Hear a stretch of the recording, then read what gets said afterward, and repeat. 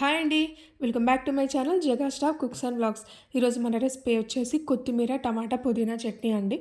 ఇది దోసల్లోకి, ఇడ్లీలోకి చాలా బాగుంటుంది. రైస్లో కూడా చాలా బాగుంటుంది. ఒకసారి ట్రై చేయండి. ఫస్ట్ ఒక ప్యాన్ పెట్టుకొని అందులో 3 స్పూన్స్ ఆయిల్ యాడ్ చేసుకొని పచ్చిమిర్చి తుంపుకొని వేసుకోండి.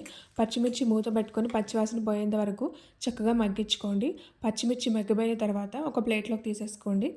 ఇప్పుడు ఇదే ఆయిల్లో 5 టమాటాలు తీసుకున్నానండి. టమాటాలని చిన్న చిన్న ముక్కలుగా కట్ చేసుకోండి. ఒకసారి బాగా కలుపుకోండి ఆయిల్లో వేసేసి. ఇప్పుడు ఇందులోనే ఒక కప్పు పుదీనా, ఒక కప్పు కొత్తిమీర తీసుకోండి. పైన సాల్ట్ కూడా యాడ్ చేసుకోండి. సాల్ట్ వేస్తే టమాటా ముక్కలు త్వరగా మగ్గుతాయి. ఇవన్నీ వేసి ఒకసారి బాగా కలిపేసుకోండి. మూత పెట్టుకొని లో టు మీడియం ఫ్లేమ్లో టమాటా మగ్గేంత వరకు మగ్గించుకోండి. టమాటా అడుగు పడుతుంది. మధ్య మధ్యలో గరిటెతో తిప్పుకుంటూ మగ్గించుకోండి. మూత పెట్టి లో టు మీడియం ఫ్లేమ్లో మగ్గించుకోండి. టమాటా మగ్గిన తర్వాత మధ్య మధ్యలో ఎక్కడైనా టమాటా ముక్కలున్న గరిటెతో స్మాష్ చేసేసుకోండి. ఇప్పుడు ఇందులోనే ఒక కప్పు పచ్చి కొబ్బరి ముక్కలు వేసుకోండి. పచ్చి కొబ్బరి ముక్కలు వేస్తే టేస్ట్ చాలా బాగుంటుంది. ఇందులోనే వెల్లుల్లి రెమ్మలు కూడా 5-6 వేసుకోండి.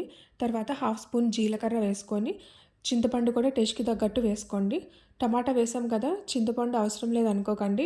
చింతపండు వేస్తే కొంచెం టేస్ట్ బాగుంటుంది. ఇవన్నీ వేసి ఒకసారి బాగా కలిపేసుకోండి. బాగా చల్లారనివ్వండి. చల్లారిన తర్వాత 1 బై 1 మిక్సీ వేసేసుకోండి. ఫస్ట్ పచ్చిమిర్చి వేసుకోండి. తర్వాత మగ్గబెట్టుకున్న టమాటా, చింతపండు ఇవన్నీ వేసేసుకొని మెత్తగా మిక్సీ పట్టేసుకోండి. కావాలంటే తాలింపు పెట్టుకోవచ్చండి, లేకపోతే అవసరం లేదు.